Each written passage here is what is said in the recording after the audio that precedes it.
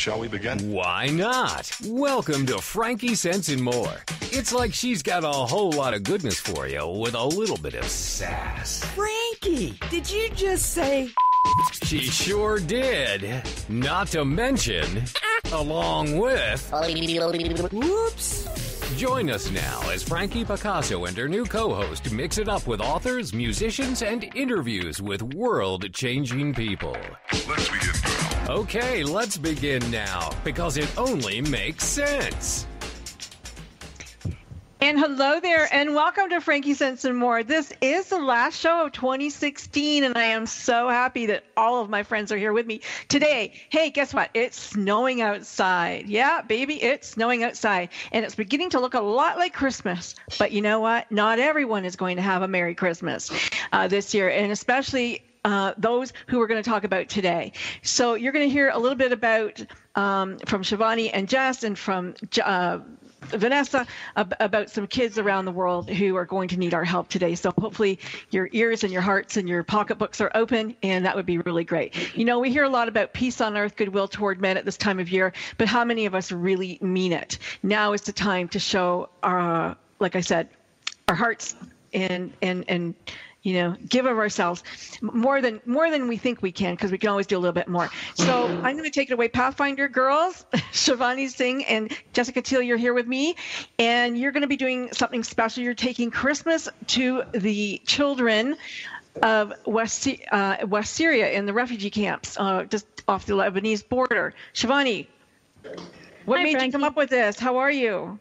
Great, thank you. What made me come up with this? I feel like, you know, we're failing the children of Syria as a world. We're definitely failing Syria, but the children, we've got an entire generation now of children who have, you know, who don't have homes, haven't been educated, have never had security. Too many of them have only known war.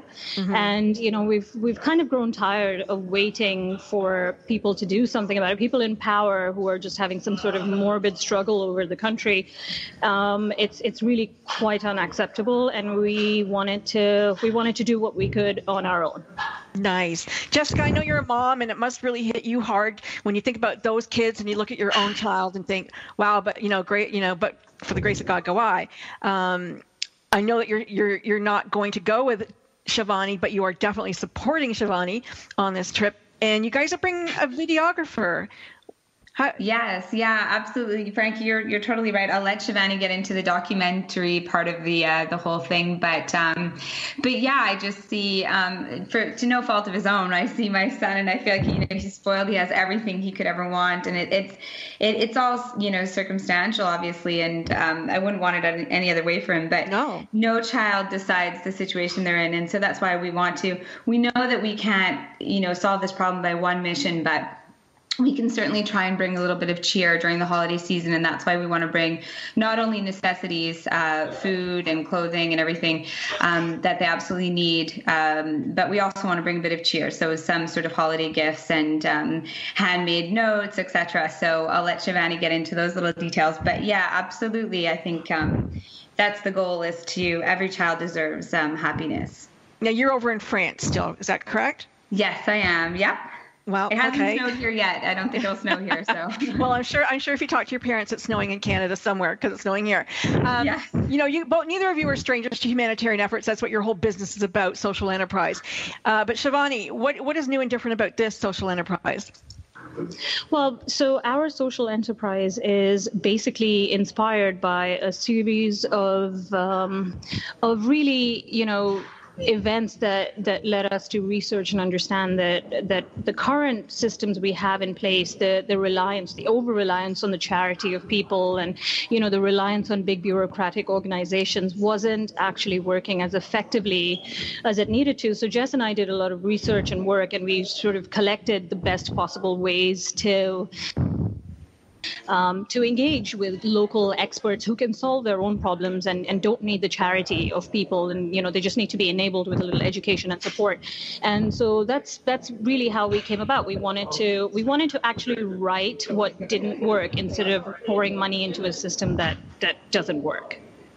So how do you think it's going to work out for you going over there with a videographer? I think you're going to bring some candies and some treats from Canada with you, but you're also going to be buying things once you're there, and I imagine you're going to have to be giving out money to all kinds of people who were, just to be allowed to do certain things. Well, so this is one of the things we've been trying to explain to a lot of people, particularly the airlines, because right now the markups of flying over there are so huge that it kind of negates the entire process of going there if we have to spend that kind of money, on an airline ticket. Sure. But that's what we're struggling with. We're trying to convince them to donate one ticket, but really what we have to do is work with the local folks. We have to work with the local powers.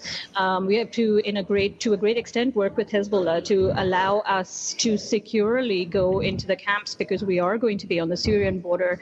We're going to be only, kilometers from Homs. And it is dangerous, and you have to actually coordinate with a lot of people. It isn't as simple as, hey, just let's fly to Syria. It doesn't work like that. And what we're going to do is use most of the money that we get to go to Lebanon, buy supplies, and I'm talking winter supplies, supplies like shoes and jackets, and even like stoves that keep these tents warm at night so the babies can survive the winter.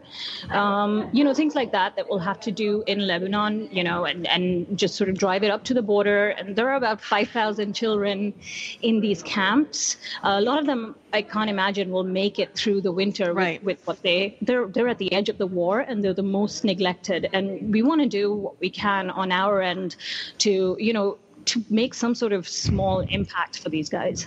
Well, count me in for whatever you need and whatever help I can give you. Both, that I always stand behind you, and what's happening over in Syria breaks my heart. It really does. I cry about it all the time. And, I wish, one person can make a difference, and they can make a difference. And I say it all the time that, you at least have to stand up and do something. And I'm really just so grateful that you're going over there. And like I said, thank you. But I just want to say a huge thank you to you, Frankie, because thank you for your support, and thank you we've got a crowdfunding campaign on, a fundraising campaign for this. And Frankie was one of the first, I think within 10 minutes of me sending her the info, supported us and donated. And it's so nice of you also to have us on this jam-packed show with, I think, two days notice. I have to just say that also this mission, Shivani and I we've been talking about this and how it's a bit different from what we do on a regular basis, is it's something that's all of our projects are near and dear to our heart, but this we've been talking about for a year, and we said, what, words are great, but action is really what we need to do. And within 2 weeks, we got this up and running, and I think we're quite proud of it. Obviously, there's ups and downs every day. We're moving closer and closer to our goal, but really a huge thank you to you, because Frankie, your support is enormous, and everyone who has donated so far, it's really encouraging. So give out the website for that, can you? Yes, we can.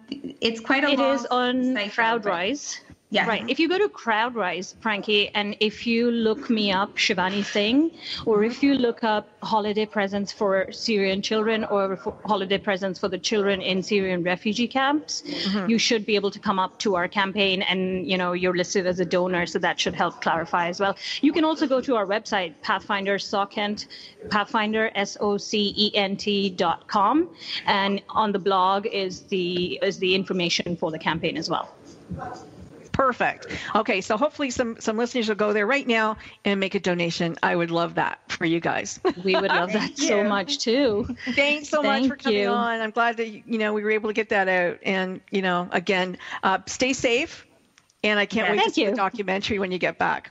We'll keep you posted. Thanks, Frankie. Thank you. Thank you, Frankie. Up next, you're so welcome. You're so welcome.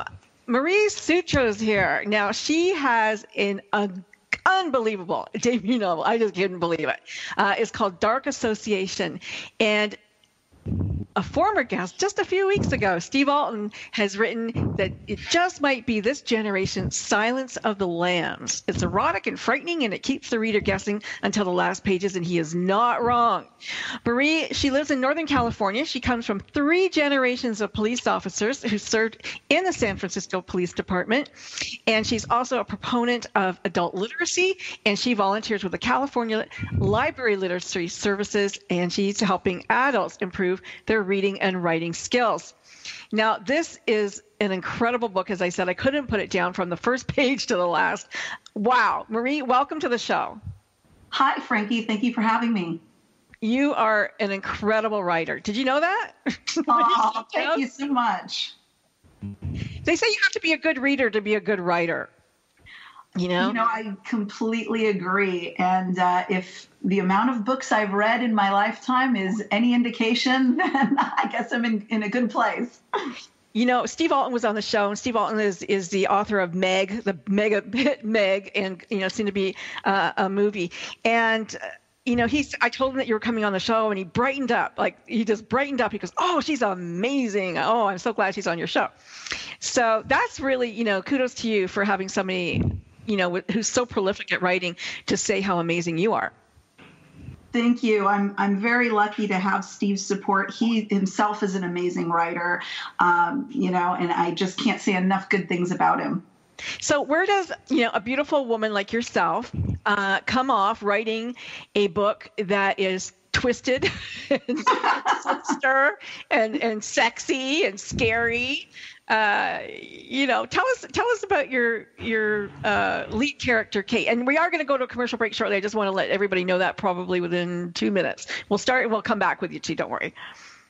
Okay. Well, Kate is a pretty gutsy rookie detective with the San Francisco PD, and she is pitted up against one of the most insidious serial killers of all time.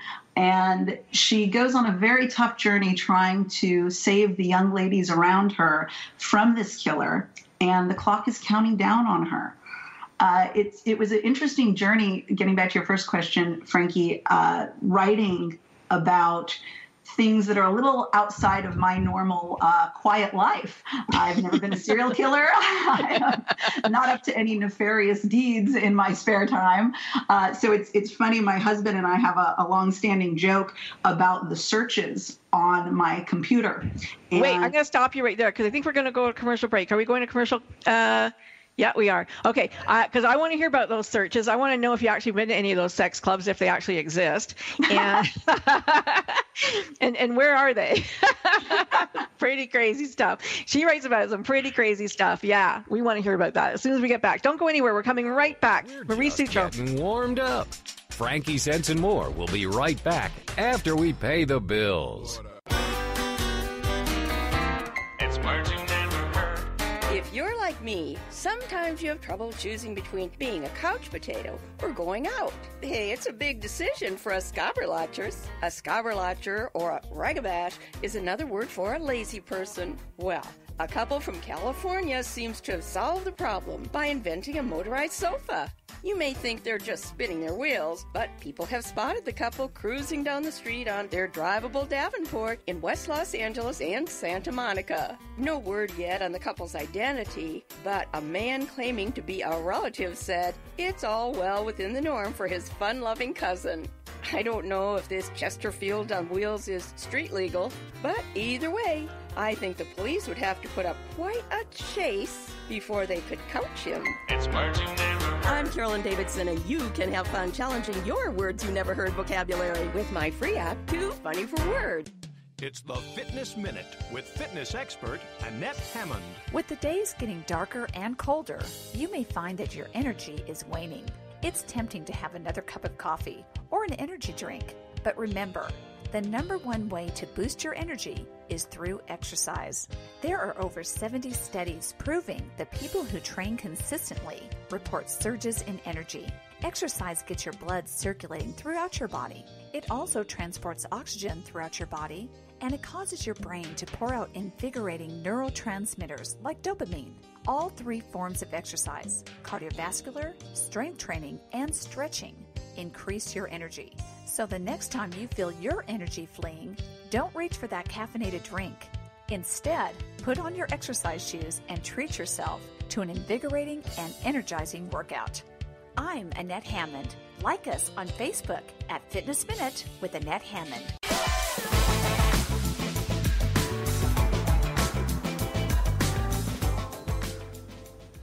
And you're back, and it's Frankie Sensen Moore. And if you have a stocking to fill this Christmas and you have a few minutes to sit down and put your feet up and read a great book, you are going to want to read Marie Sutro's Dark Associations, because it is a very compelling novel. It is, oh my God, it's a twister and it's crazy. So just before we went to break, we were talking about the websites that Marie had to go to research this book from her quiet life, I'm sure.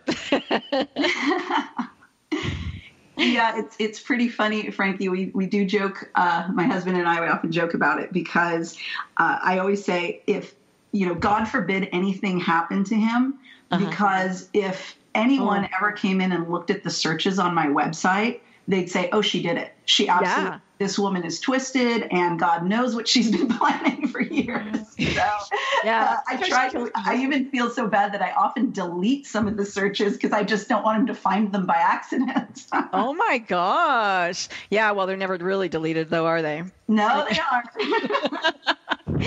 So you belong to a group of women writers Yes, I do. Who write this kind of stuff?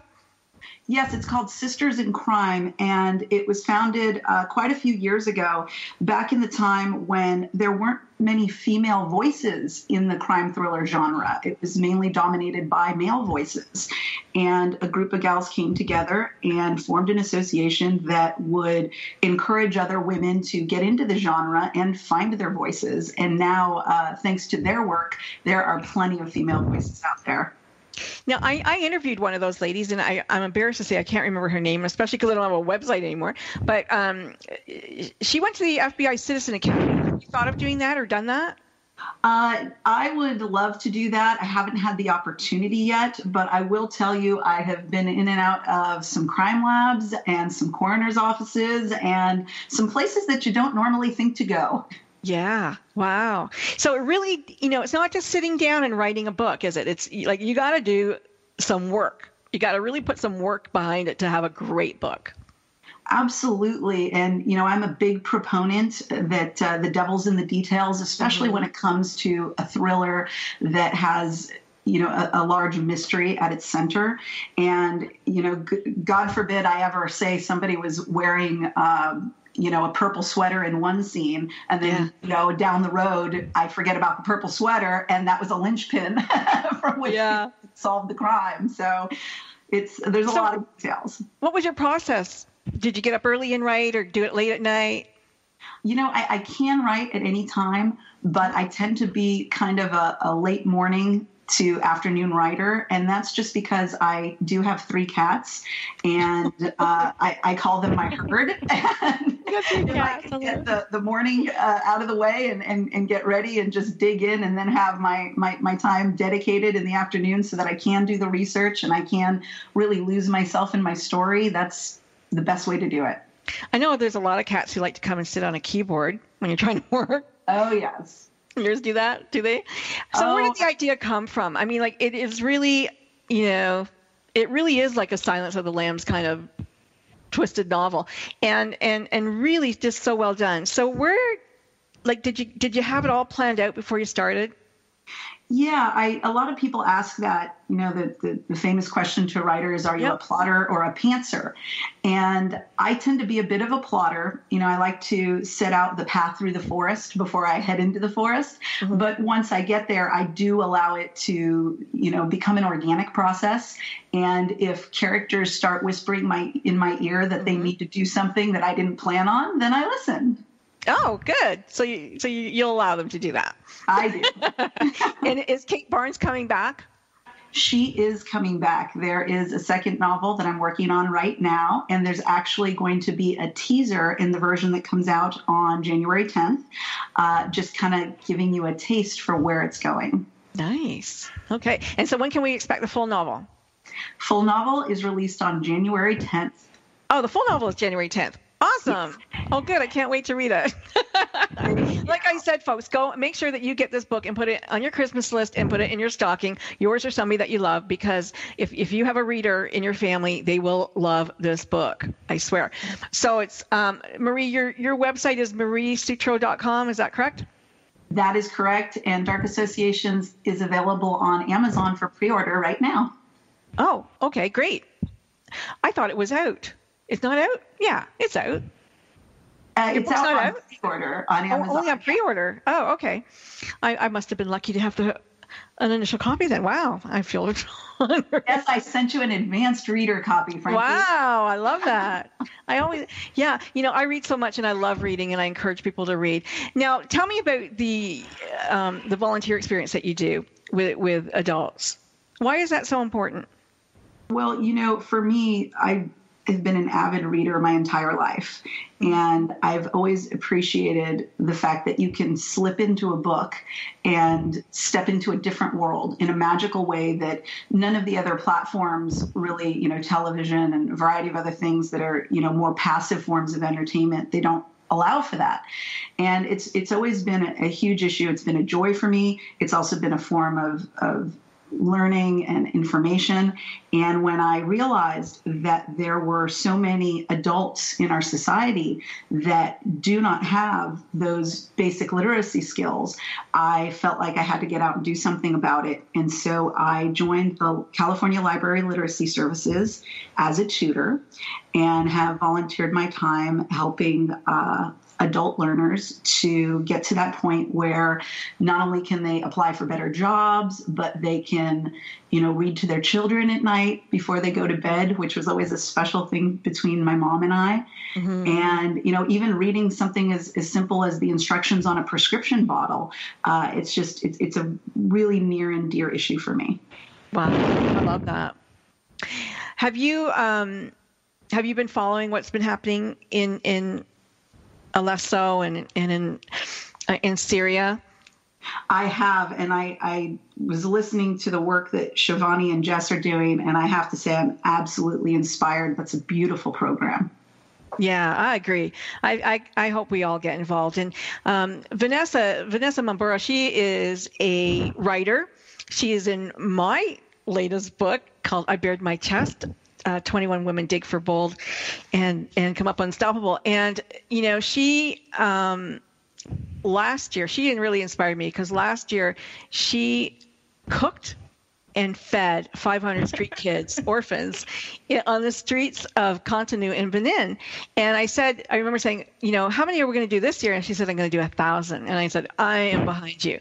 So in Project Give Back 2016, Vanessa is cooking up meals for 1,000 kids this year, and she needs our help again to help feed these kids, to buy the food, but she's going to be out there in her Santa hat cooking up in her big pot.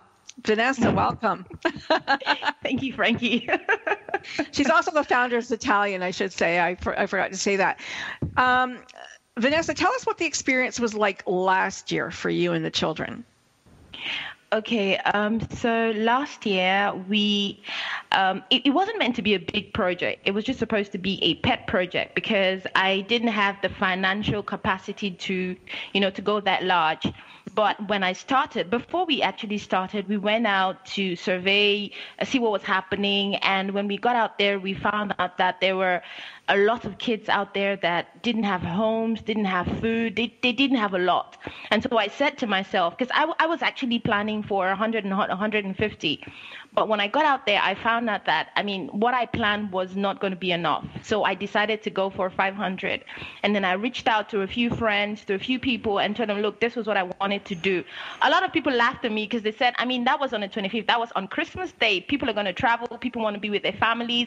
And I tell them, look, I'm an orphan. I don't have family. These kids on the streets are my family. These people out there without homes, without anyone to look out for them, they are my family. So if I'm going to be spending Christmas, I want to spend Christmas with them. And, so most people donated. They gave us food. Some gave us, the money. We put it out there and we went out. And it was awesome. It was really, the pictures really look awesome. Amazing. Give us the website so folks can go and look at your pictures. Okay, so it's loveachildfoundation.zetalion.com. So the Zetalion is Z-A-T. It's stallion, but spelled with the Z. Yeah, stallion spelled with a Z. So yes, Love a Child. Foundation. Zetalion Foundation. Is that correct? loveachildfoundation.zetalion.com. Yeah. Perfect. Okay. So you can go there and look at the pictures of Vanessa feeding the kids, and the kids so excited to get, food, and they got drinks, and so happy to be eating a meal on Christmas Day. That's awesome. So now it's bigger and better. You got another 500 that you're going to try to feed. So do you know how much money you need to raise? Well, so far, we need a total, per child, it costs us about $2.05 to feed a child, including transportation, the food packs, and all of that. So we need about $4,000 to do all of this. We've raised a particular amount, but we're still looking for about $3,160 to complete that. Okay. And so what will the children get on Christmas Day? What will they receive? Well, they would get a food pack which has rice and chicken and, to go with drinks. And we're looking to put together a little gift to go out for them. So we're looking at flips, and we're looking at, just little gifts, little things that we can put together and give. What are slips? Are slips sandals? Yes, sandals. We want to get them sandals. Nice. Perfect. Yeah. Awesome. Thank you. So tell us what it's like in Cotonou. What is it like on the street? It's it's not a good experience because right now, this season, it's really hot, like very hot. I know it's cold out there. It's actually snowing over there. But here, it's hot. It's very hot. And imagine these kids out there on the streets, no place to stay, roaming around. There's some at the market, trying to make a living, selling things, helping people carry bags just so they can give them a little money to feed. So it's horrible. It's really horrible. And have you, you've met some of these kids and worked with them, but have you seen some for many, many years on the streets? Like the same child? We actually started with them last year, and we have another project that works with them because we have a shelter home where we actually have these kids that don't have places to stay. They come in there, and then we just take care of them. But the thing is, we're still trying to grow. We're still trying to get people to help support the work because something Jessica said, you don't have to wait. I think it was Shivani that said that. Vanessa, I'm going to stop you. Hold the thought. We're going to commercial. Hold the thought. We're coming right back though. Stick around. Don't go anywhere. You're listening to Frankie Sense and More. Heck no. We're just getting warmed up. Frankie Sense and More will be right back after we pay the bills. It's Marching Neighborhood. Do women need larger parking spaces? The owners of the Togla rest stop in southeastern China think so. They have created a number of parking spaces that are 50% larger, designated for female drivers, with the international symbol for women and outlined in pink. When asked by a Chinese newspaper why they felt the need to enlarge the parking spaces for women drivers, a lot manager explained that they observed female drivers having a difficult time parking, which slowed down the order of traffic. I admit I'm a bit of a baity bummel or bungler when it comes to parking, but is this really necessary? Actually, I was complimented on my parking the other day. Someone left a note that said, "Parking? Fine." It's Marching Neighborhood. I'm Carolyn Davidson, and you can have fun challenging your words you never heard vocabulary with my free app, Too Funny for Words. It's the Fitness Minute with fitness expert Annette Hammond. Even though you may not know that you're eating them, trans fats will soon be gone from the American diet. Fox News says that trans fats are created when hydrogen is added to vegetable oil to make it more solid, like shortening and margarine, which is why they are also called partially hydrogenated oils. It increases the shelf life of food and enhances flavor. Foods commonly containing trans fats are microwave popcorn, pie crusts, frozen pizza, biscuits, frosting, coffee creamers, and margarine. A diet that is rich in trans fats has been linked to memory loss, higher body weight, heart disease, and a greater rise in LDL or bad cholesterol in the blood, which leads to cardiovascular disease.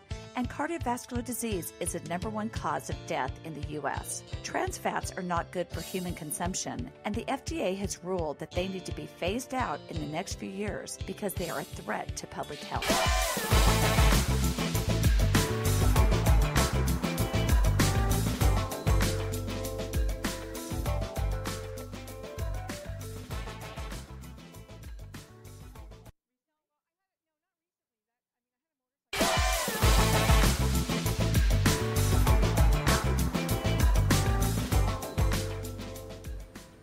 And we're back with Frankie Sensenmore, and all my gang is here. We have Jessica and Shivani and Vanessa and Marie.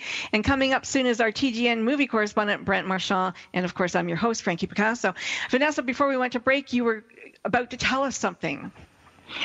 Okay, there are two things Jessica and Shivani said that really struck me. And Jessica said that, no child actually planned to be in the condition that they are. The kids in the street, the orphans, which is very true. We didn't plan to be that. But, life brought us there, but so it's our responsibility to this kid, to humanity to look out for them. And Shivani also said something. She said we don't have to wait for big organizations, international organizations to do things. Most of them are doing things, but to be very frank, it's not enough. They're not able to reach everywhere. So what do? Do we sit down and wait for these people? No. That's the reason why myself, Shivani, Jessica, and all the other people out there that are actually doing something, and you, Frankie, I also want to say thank you, because I put up my donation page, the crowdfunding page, and I woke up, I went there, and I saw that Frankie already put in something. So I just want to say thank you, Frankie. You're welcome.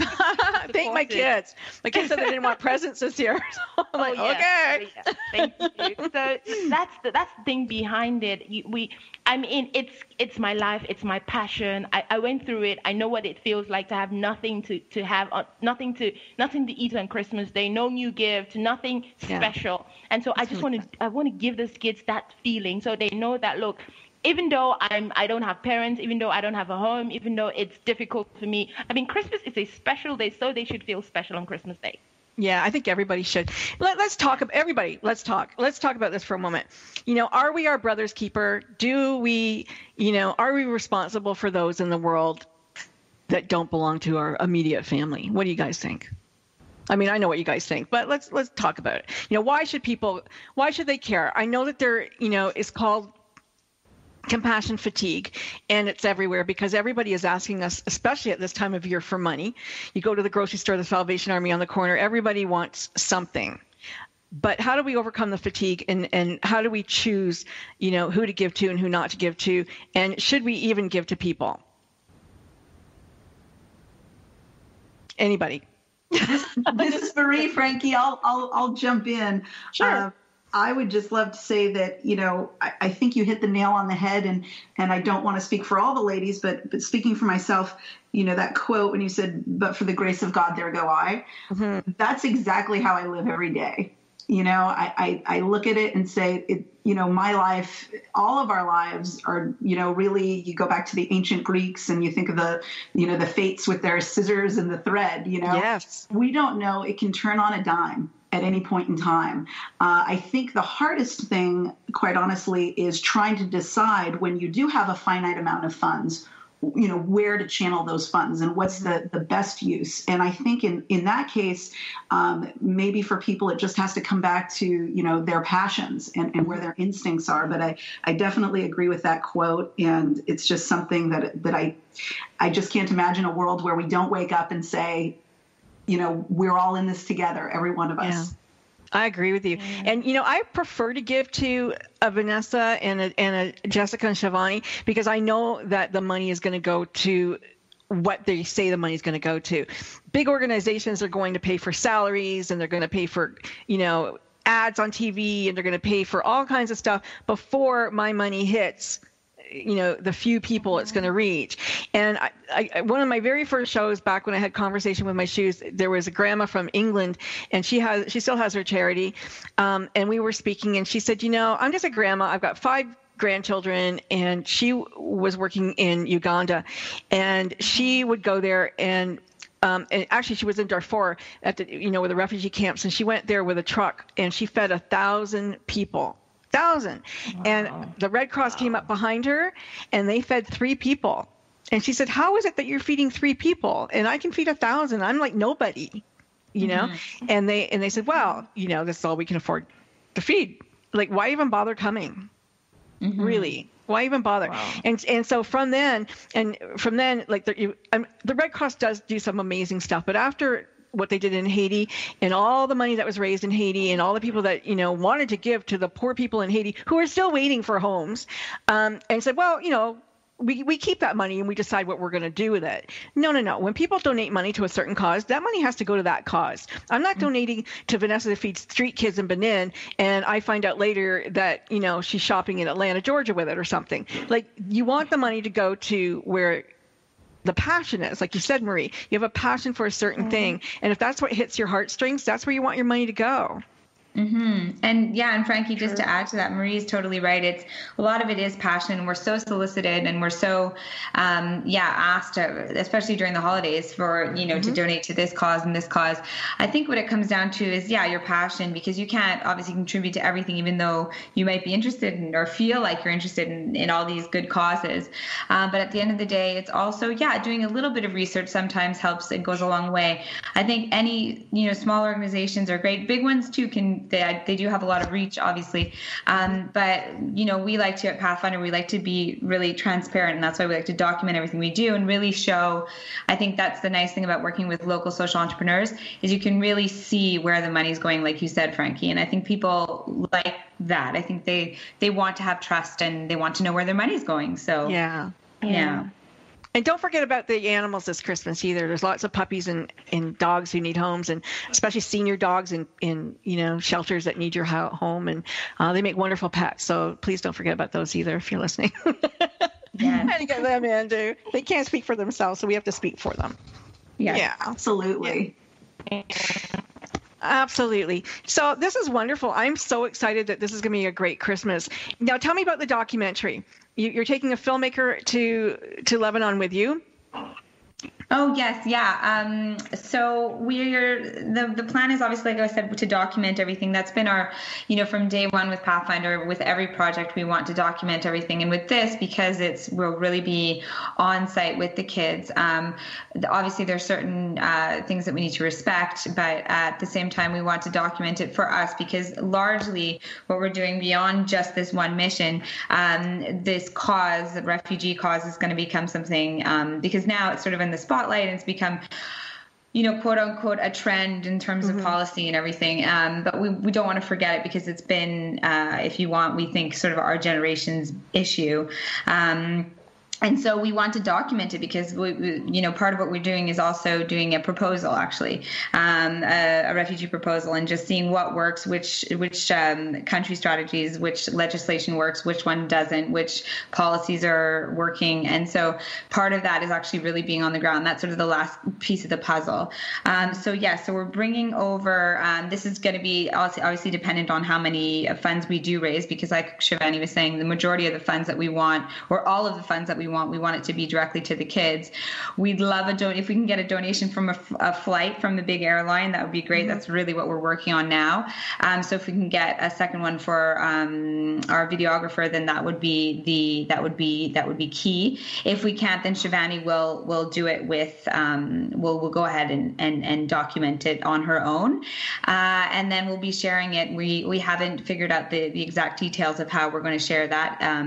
Like I said, there's certain things that we need to respect, ethics and that, but when you have children involved. But basically we want to document everything so that we can later learn from it, and also show people that have donated, you know, show them what's going on the ground as well. You know what I think makes it more I just lost the word. I'm sorry. But when I think about those families and those children, I always put myself in that place thinking, what if that was my family and my children? What would I want people in the world to do to help me? And, you know, at any given time, there's 7 genocides going on around the world. But you look at, these are educated people. These are people, middle class, had beautiful homes, had beautiful city, had beautiful everything, you know, and now they're living in a refugee camp in the middle of winter.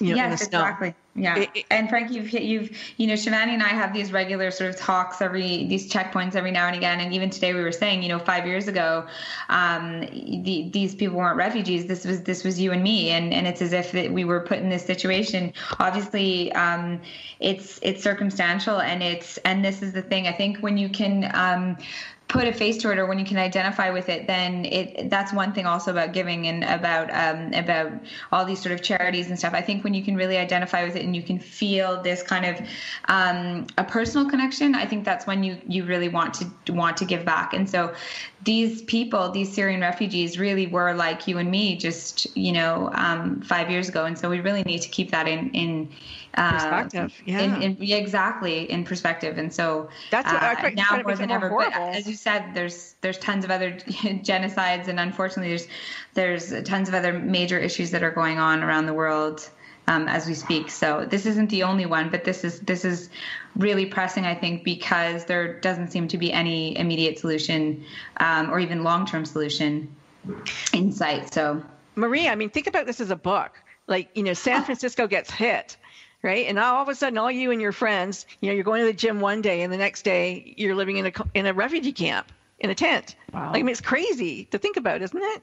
It is overwhelming to think about. And it's a reality for so many people. That's the tragedy of it. But it will be a good book one day. Absolutely. I don't mean to laugh at it, but you have to keep a sense of humor in the dark times. And I really try to keep the show positive and stay positive. And I just love that everybody's doing something positive instead of complaining. Because when people complain to me about this kind of stuff, I'm like, well, what have you done? Mm-hmm. And I truly do believe that one person can make a difference in the world. And I love that, that you guys are all being the change, from teaching adults to feeding orphans, to visiting this camp and showing people what it's really all about.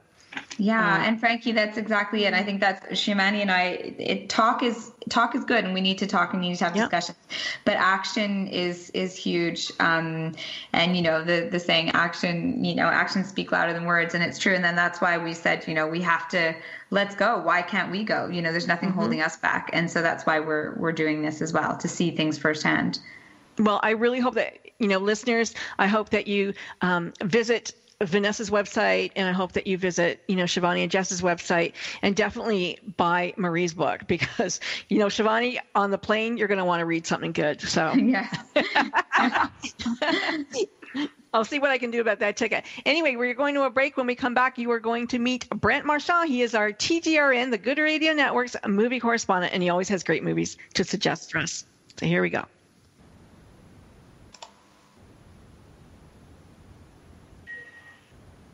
In a minute.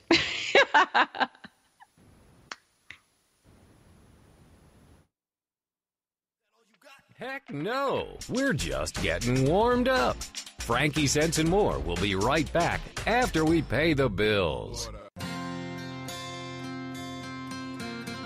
Would you like to know how to bring more ease to all the decisions you need to make in life? Knowing your core values is the first step in Joyce's free live masterclass. You'll discover your top 5 core values in as little as 45 minutes. Join her now at freegiftfromjoyce.com.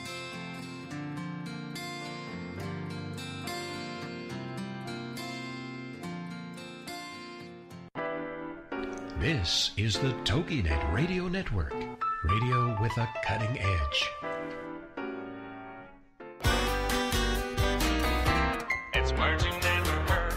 Did you know you can burn as many calories in 45 minutes of yard work as in 30 minutes of aerobics? Yard work is a total body workout consisting of pushing, pulling, lifting, and carrying. Using a push mower alone can burn 300 to 500 calories in an hour. Raking and bagging with a pooking fork, that's a fork often used in gardening, burns about 330 calories per hour. Cleaning and digging with the dibble, that little hand spade, can burn approximately 400 calories an hour. Stay fit by horb-gorbling. That's just puttering around the yard. To me, a perfect summer day is when the sun is shining, the birds are singing, and the lawnmower is broken. It's words you never heard. I'm Carolyn Davidson, and you can have fun challenging your words you never heard vocabulary with my free app, Too Funny for Words.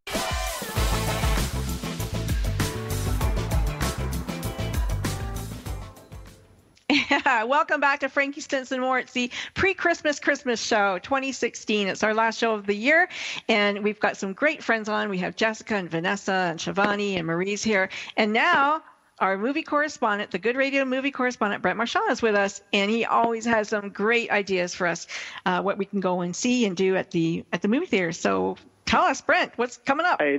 Hi, Frankie. Thanks for having me back, and happy holidays, everybody. Well, we're in the midst of the holiday movie award season coming up, and the latest release in that bunch is a movie that's being touted very highly for Best Picture and Best Actor, titled Manchester by the Sea. Oh. The film tells the story of a single guy played by Casey Affleck who unexpectedly loses his brother. So when he goes to the town where they grew up to attend the funeral, he gets a bit of a surprise when he finds out that his brother has designated him to be the guardian of his 16-year-old nephew. It's a responsibility that he's not sure that he wants to take on, partly because it would mean relocating back to a town that he grew up in that has a lot of ghosts in it, but also because he's not sure if he's up to the challenge of being basically a surrogate parent. It's a wonderful movie from the standpoint of looking at themes like redemption, forgiveness, choice, understanding personal limitations, and so forth. Beautifully photographed, well written, well acted. Really quite a profound movie in many ways. It also features an absolute stellar performance by Michelle Williams in a supporting role. Playing, she's always so good. Yeah, I mean, I love really Casey Affleck too. What was that movie last year he was in? The other one on the sea. What was the name of that? Do you remember? He did a good job on that too. He was the or he worked in the engine room or something. The Finest Hours, I believe it was. Yeah. That was a good movie too. He's being touted very strongly for the Best Actor award this year. And the movie is being touted very highly as the Best Picture winner. Wow. Personally, it's very good. I don't quite know if it's quite up to that level. It's certainly got some very strong competition from movies like Arrival and Loving and Moonlight. Yeah. But it's won a lot of awards so far. It's gotten a lot of recognition in award nominations and other competitions. So it's very high on the radar right now.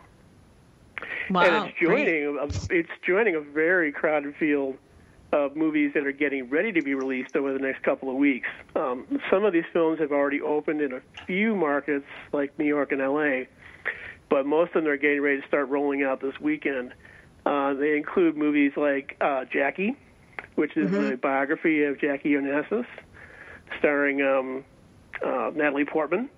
And then there's La La Land, which is an old-fashioned movie musical and love story starring Emma Stone and Ryan Gosling. There are a couple of new sci-fi offerings coming out. One is Rogue One, the latest edition in the Star Wars series, as well as Passengers, featuring Jennifer Lawrence and Chris Pratt. I'm looking forward to that one. Yeah, it looks really interesting. It looks really interesting. Yeah. And like you mentioned, the two. I know that we talked a little bit about them in the last show, but definitely Loving and what was it, Moonlight?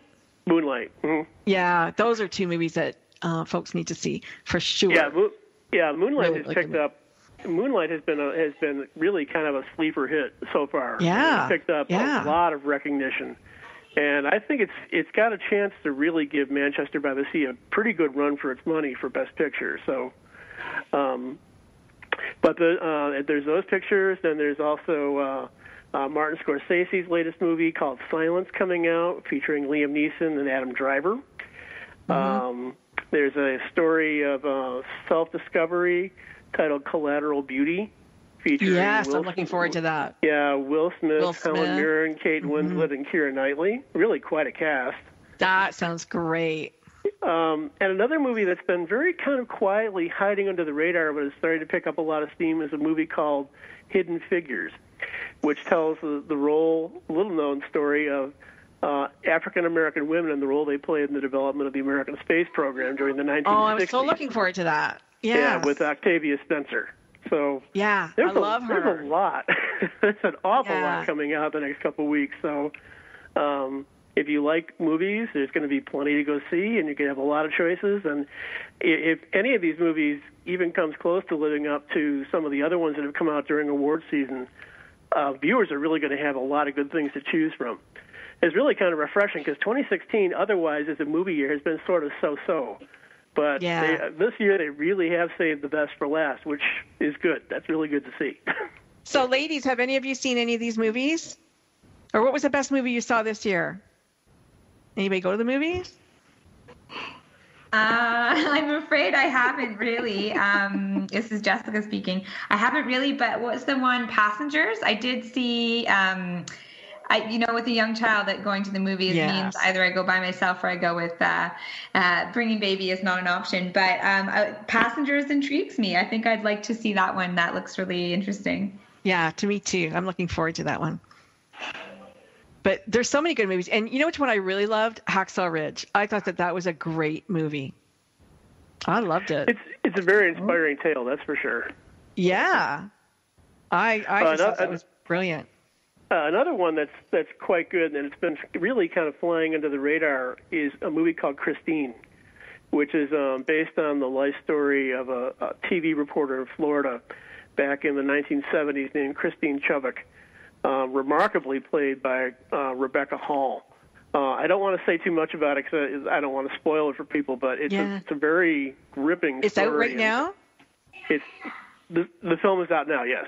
Oh, great! I haven't heard of it, but it sounds good. It's been flying under the radar, but Rebecca Hall is an actress who's really done a lot of journeyman work over the years and has not received a whole lot of recognition. But this is really kind of a breakthrough performance for her, and I hope she gets the recognition for it that she deserves.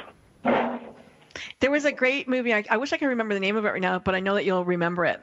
Susan Sarandon was the mom.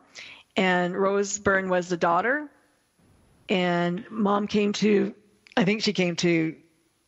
Los Angeles to be with her daughter.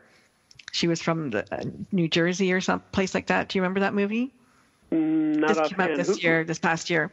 That was a really great movie. Who was the mother again? Who played the mother? I see so many movies that I can't even remember what they are anymore. I have to see the title in front of me. But I love movies, and my husband and I probably go see one or two a week. And so there's my life. But I think they're great. So nobody else has a favorite movie? No. Okay. Well, Frankie, this is Marie.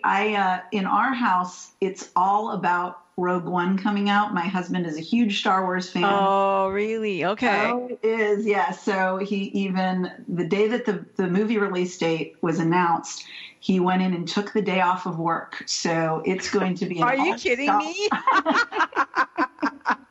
That is a fan. That is a fan. Okay. He's actually going to miss his office Christmas party in lieu of Star Wars. That's hilarious. That is really funny. Okay. Well, I'm looking forward. Yeah, I'm really interested in seeing that too, because to be honest, I was a little disappointed by the most recent Star Wars movie. I felt it was kind of a retread of the earlier episodes. Yeah. But when I saw the trailer for Rogue One, I said, this looks like it's presenting some new and fresh material that is part of the mythology that we haven't seen before, at least not to the same extent as some of the other movies in the series. Right. So, yeah, I can't wait. And there's some on Netflix too that we get to revisit now. That they've come out. Like one that we talked about was Lobster, and I still haven't seen it, but I'm looking forward to watching it. That's a really interesting movie. Bizarre but great, right? It's one that is definitely not your typical fare, but I think if you give it a chance, you'll find a way that coming away from it that it's really pretty interesting, intriguing, thoughtful material. Have you guys heard of it before? Anybody heard of Lobster? No, I haven't. No. Tell them what it's about, Brent. It's a British film in which it's basically people are required to be coupled as partners, and if they don't, it's like dystopian, right? Yes, if they end up not getting coupled within a certain period of time, they end up getting transformed into the animal of their choice. So Colin Farrell is the lead. Yes. With who's the one? Rachel Weisz. Rachel Weisz. And so he chooses to be a lobster if he doesn't find love. Oh, wow. That's our premise. But sounds kind of cool, right? It's very quirky. It's very funny. There's parts of it that are a little bit uneven, but overall, I mean, it's really, you don't see too many movies made along this order that are this unusual and this thoughtful. So that's great. Thank you so much. I just want to make sure that we get to say again the websites of everybody who's been on the show today. Vanessa, if you want to help feed the orphans in Cotonou, 1,000 chicken and rice dinners for them with a pair of sandals, hopefully. It's loveachildfoundation.Zittalian.com. And Zittalian is stallion without the S, Zittalian. And if you want to go along to the refugee camps with Shivani, you can do so. And I'm just looking for that here. Did you put it in the window? I think Crowdwise. Yeah, so the site is you go to crowdrise.com and you can either just do a search for Shivani Singh, or you can look at holiday presents for Syrian children in refugee camps. And then you'll come up with that with that link, and we can obviously give it to you as well. And then it's on our Pathfinder site, which is Pathfinder Socent or Socent SOCENT.com. And you guys have made some money, I think, while we've been on. It looks like, and also. If you want to go to mariesutro.com, your book is I think it will be all the regular places, Amazon, Barnes and Noble, online. And are will you be in bookstores? Yes, I will. Woo, good for you. It's not easy getting in bookstores, No, it's not. The industry keeps changing daily, it seems like. Yeah. So that's awesome. That's wonderful. I just want to thank my listeners. Brent, I want to thank you for writing every week about the movies and coming on once a month and talking about, these wonderful films that keep people employed and keep us all feeling wonderful even when we're sad. And so thank you for that. I want to thank all of you listeners. This past year, 2015, 2016, since I've been with TogiNet, and Karina, thank you for being my producer. You do a great job. Just thank you all for continuing with me and with all of us each and every, week, twice a week on Frankie Sense and Mission Unstoppable. I really appreciate it. And I want to thank each of my guests who are here today for coming on the show today and making it a memorable last show of the season. So thank you all for that. Thank you, and happy holidays, everyone. Happy holidays. Happy holidays. She know you, she the one way to turn my world.